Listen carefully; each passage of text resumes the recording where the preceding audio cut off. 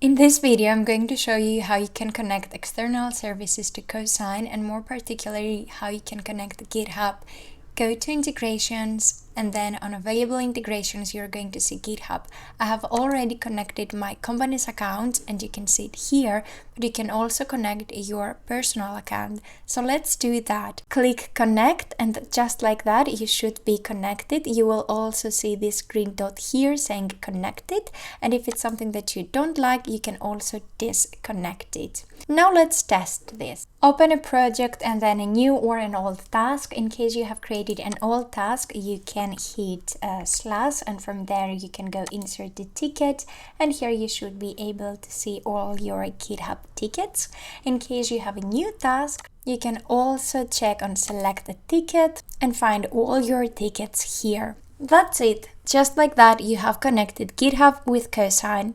Happy coding!